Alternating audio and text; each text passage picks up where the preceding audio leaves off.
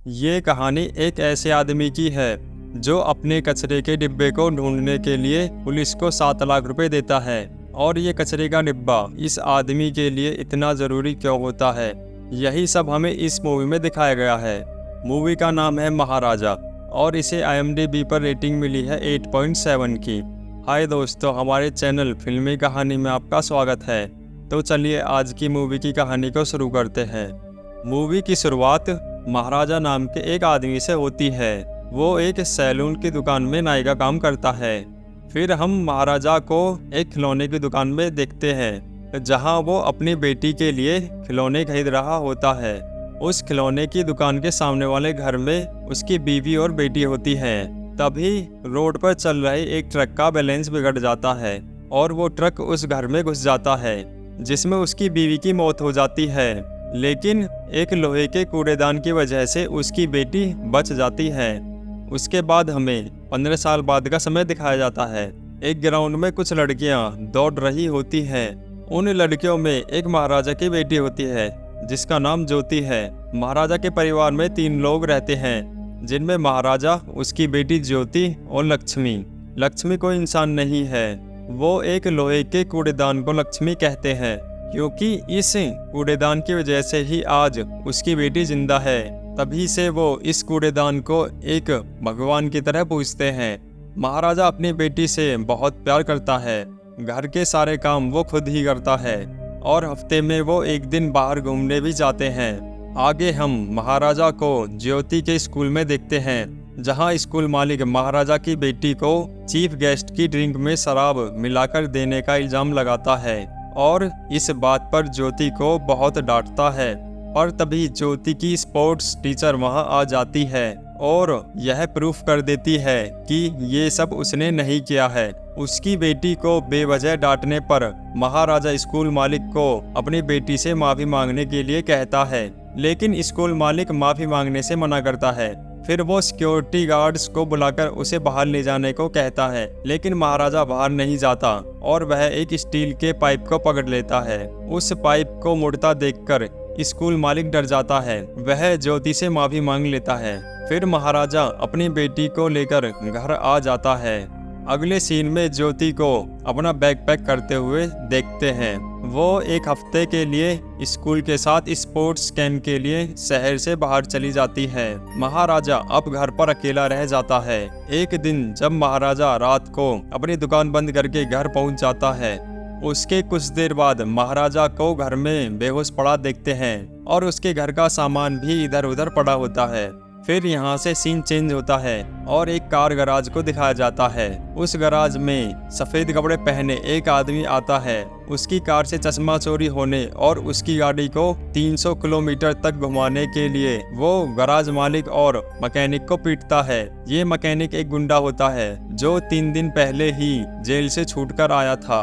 फिर वो गुंडा अपनी पिटाई का बदला लेने के लिए एक बार में जाता है जहां वही सफेद कपड़ों वाला आदमी अपने साथियों के साथ बैठा था। यहाँ पर उस गुंडे के हाथ में वही चोरी हुआ चश्मा होता है जिसे वो उस आदमी के सामने तोड़ देता है। फिर उनमें फाइट होती है और वो गुंडा उस गाड़ी मालिक को बहुत पीटकर वहां से चला जाता है। अगले सीन में महाराजा को पुलिस स्टेशन में बैठा हुआ दिखाया जाता है जहां वो एक चोरी की कंप्लेन लिखवाने आया था। पुलिस ऑफिसर महाराजा से चोरी के बारे में पूछता है तो वह बताता है कि कल रात जब वो अपनी सैलून की दुकान बंद करके घर पहुंचा तो उसके घर में 3 लोग होते हैं। वो तीनों महाराजा के साथ मारपिटाई करके उसकी लक्ष्मी को चुरा ले गए। ऑफिसर लक्ष्मी के बारे में पूछता है और उसे पता चलता है कि वो एक कचरे के डिब्बे को ढूंढने के लिए FIR लिखवाने आया था। पुलिस ऑफिसर उस कचरे के डिब्बे को ढूंढने के लिए FIR लिखने से मना करता है और उसे वहां से जाने को कहता है,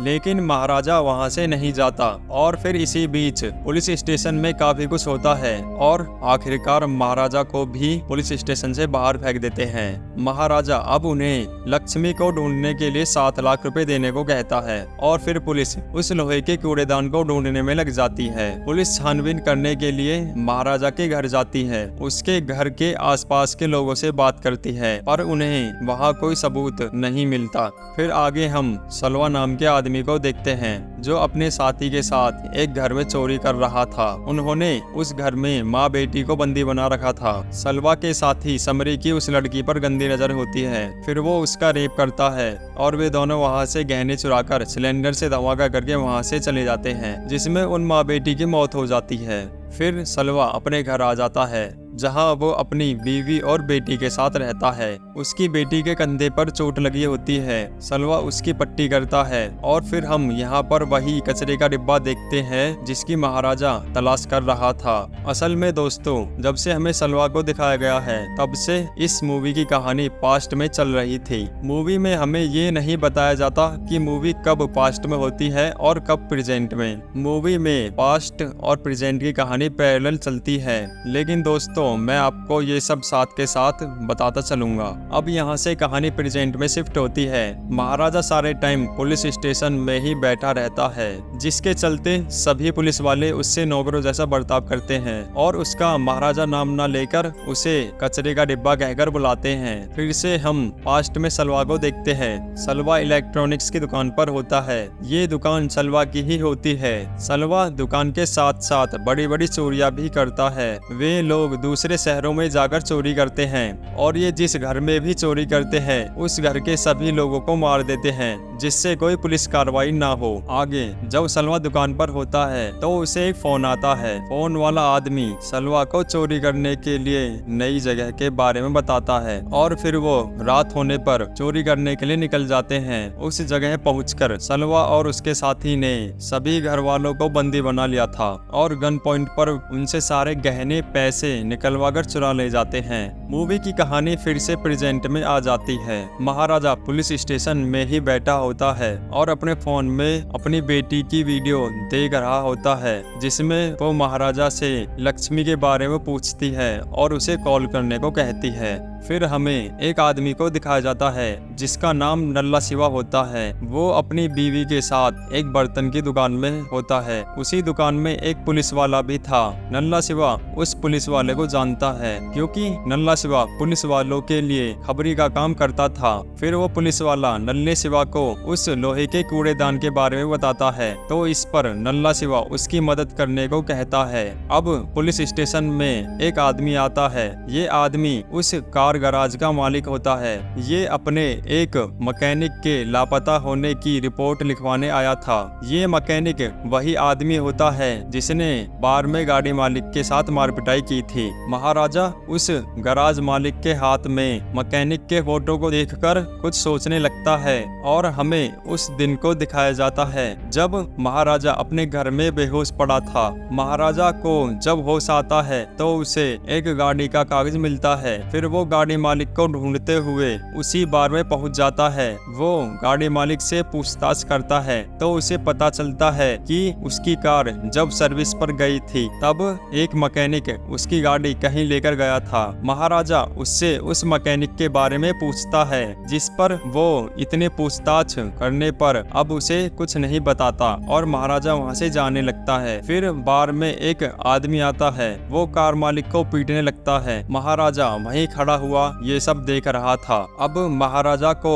उस गाड़ी को ले जाने वाले आदमी का भी पता चल जाता है। फिर वो मैकेनिक गाड़ी के मालिक को पीटकर वहां से जाने लगता है। तभी महाराजा भी उसका पीछा करता है। फिर उसको पता चल जाता है कि कोई उसका पीछा कर रहा है और वो एक बंद पड़ी फैक्ट्री में चला जाता है। पीछे पीछे महाराजा भी वहीं आ जाता है। फिर वहाँ कुछ गुंडे आते हैं और महाराजा को पीटने लगते हैं। असल में ये मैकेनिक भी एक गुंडा ही है जो 3 दिन पहले ही जेल से छुटकर आया था। ये गुंडे इसी ने बुलाए थे और महाराजा को यहाँ से ये भी पता चलता है उस दिन महाराजा के घर में उन तीनों में से एक ये भी था और अब यहाँ इन दोनों में फाइट होती है। महाराजा इससे उन 2 लोगों के बारे में पूछता है पर वो एक के ही बारे में बताता है जो उसके एरिया के पुलिस स्टेशन में होता है और फिर महाराजा उसका सिर काट देता है। तभी से महाराजा उस दूसरे आदमी की तलाश में पुलिस स्टेशन स्टेशन में ही रहता है। महाराजा का हमेशा पुलिस स्टेशन में रहने का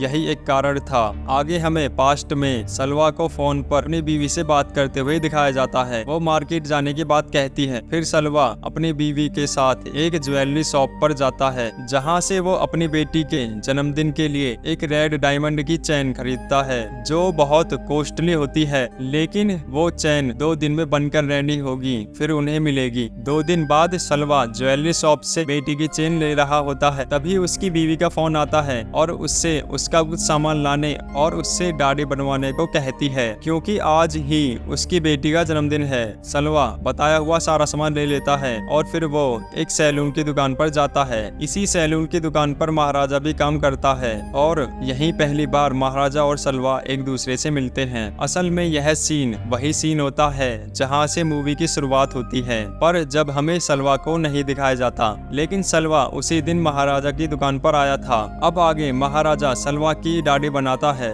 इसी बीच सलवा को उसके साथी समरी का फोन आता है। उस समय महाराजा दुकान में नहीं होता, वो बैटरी लेने बाहर गया था। फिर समरी सलवा को अखबार में आई खबर के बारे में बताता है। ये खबर उन चोरियों के बारे में होती है जिनकी चोरियां उन्होंने की थी। ये खबर देखकर समरी बहुत घबराता है। इस पर सलवा उसे समझा देता है और सलवा जैसे ही पीछे मुड़ता है तो पीछे महाराजा खड़ा होता है। सलवा को लगता है कि उसने उनकी सारी बातें सुन ली हैं, पर ऐसा नहीं होता।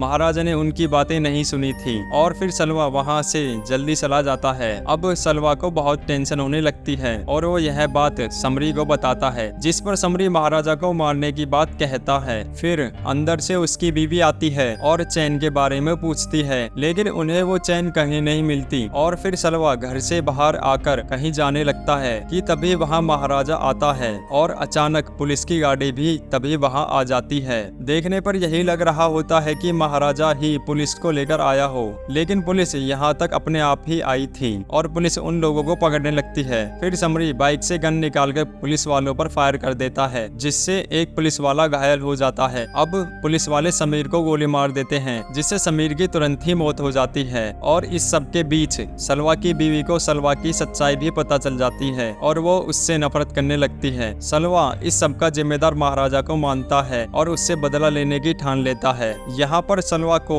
15 साल की जेल हो जाती है। अब मूवी की कहानी प्रेजेंट में शिफ्ट होती है, जहाँ महाराजा की बेटी स्पोर्ट्स कैंप से घर आने के लिए निकल जाती है और वो महाराजा से उसके लिए नए जूते भी लाने को कहती है। दूसरी तरफ पुलिस वाले हूबहू उस कूड़ेदान के जैसा ही एक नया कूड़ेदान बनवा लेते हैं। फिर नल्ला शिवा और एक हेड कांस्टेबल मिलकर उसकी हालत पुराने वाले कूड़ेदान जैसी बना देते हैं और अब उन्हें एक आदमी की तलाश होती है जो ये कबूल कर ले कि उसने ही वो कूड़ेदान चुराया था। फिर इंस्पेक्टर हेड कांस्टेबल से सुबह तक एक आदमी लाने को कहता है और उस आदमी को 50,000 रुपए देने की बात भी कहता है। 50,000 रुपए की बात सुनकर नल्ले शिवा को लालच आ जाता है और फिर वो ये काम करने को कहता है। उसे क्या करना होगा पूछता है, जिस पर इंस्पेक्टर पुलिस स्टेशन फोन करके महाराजा से दोबारा कहानी सुनाने को कहता है। इंस्पेक्टर अपने फोन में रिकॉर्डिंग ऑन करके फोन का स्पीकर ऑन कर देता है। फिर वो तीनों महाराजा की कहानी सुनते हैं। महाराजा की कहानी सुनकर नल्ला शिवा कुछ सोचने लगता है, जहाँ पर नल्ला शिवा कुछ दिन पहले रात के समय अपने 2 साथियों के साथ महाराजा के घर पर था।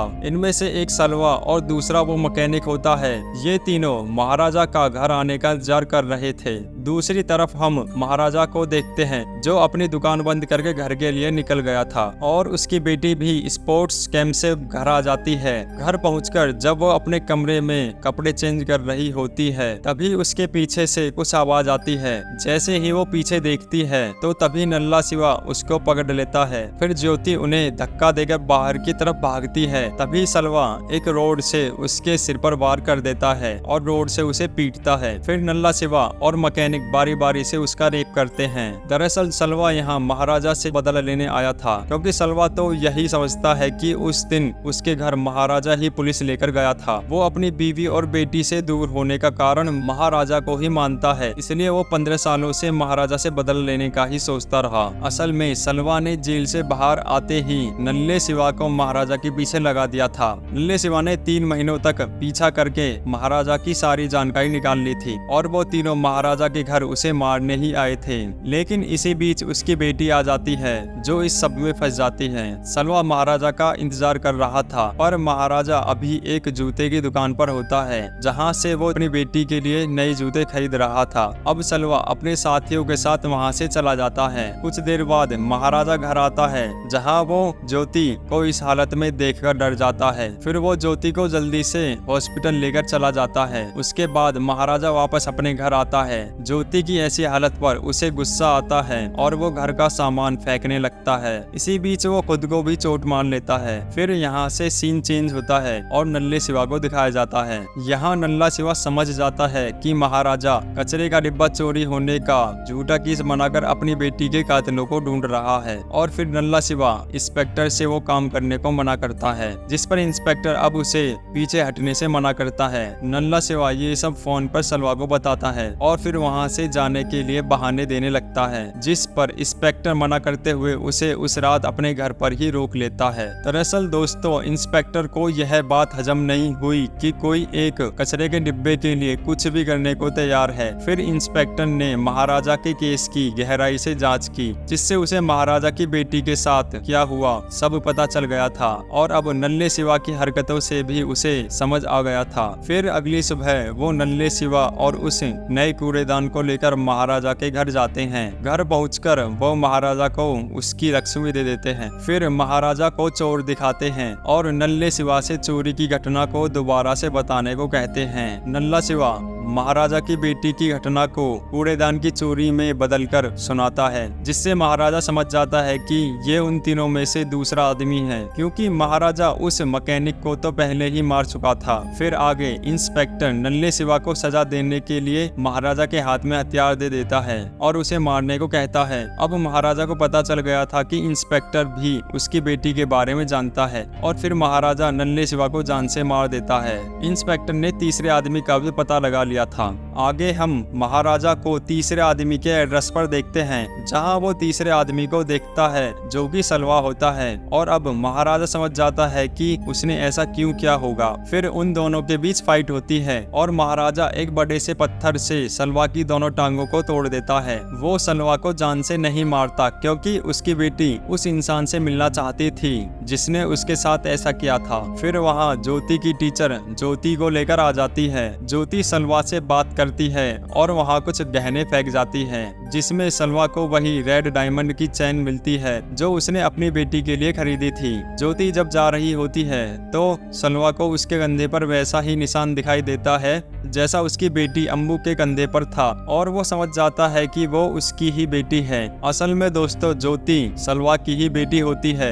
ये हमें मूवी के आखिरी में ठीक से समझ आ जाता है। फिर भी मैं आपको बताता चलता हूँ कि जब मूवी की शुरुआत में हमें महाराजा को एक खिलौने की दुकान में दिखाया जाता है, तो तब महाराजा अपनी बेटी के लिए खिलौने नहीं खरीद रहा था। दरअसल वो सलवा के घर आए थे। सलवा जो चैन महाराजा की दुकान पर भूल गया था वही देने के लिए आए थे, लेकिन सलवा की बीवी वो चैन लेने से मना कर देती है और उसे कहीं दान कर देने को कहती है। फिर महाराजा अपने बीवी के कहने पर खिलौने की दुकान से खिलौने लेने चला जाता है और इसी बीच एक ट्रक उस घर में घुस जाता है, जिसमें सभी लोग मारे जाते हैं। सिर्फ एक बच्ची एक लोहे के कूड़ेदान की वजह से बच जाती है और यह बच्ची सलवा की होती है। फिर महाराजा उसे अपने घर ले आता है और उसे ही अपनी बेटी मानता है। और दोस्तों, जो कूड़ेदान हमें महाराजा के पास दिखाया जाता है, असल में वो सलवा का कूड़ेदान होता है। उस बच्ची की जान उस लोहे के कूड़ेदान की वजह से बची थी, तो महाराजा उस बच्ची के साथ उस कूड़ेदान को भी उठा लाता है, जिसका नाम वो लक्ष्मी रखते हैं। तो चलो दोस्तों, अब मूवी में आगे बढ़ते हैं। तो सलवा को पता चल जाता है कि वो उसकी बेटी है, तो वह हाथों से सरकता हुआ उनकी तरफ जाता है। वो महाराजा से अपनी बेटी से मिलने को कहता है, पर महाराजा उसे धक्का देकर वहाँ से चला जाता है। सलवा अपनी बेटी के लिए चिल्लाता रहता है, उससे माफी मांगता है, पर महाराजा अपनी बेटी को लेकर वहाँ से चला जाता है। फिर सलवा बिल्डिंग से नीचे गिरकर मर जाता है और यहीं पर यह मूवी खत्म हो जाती है।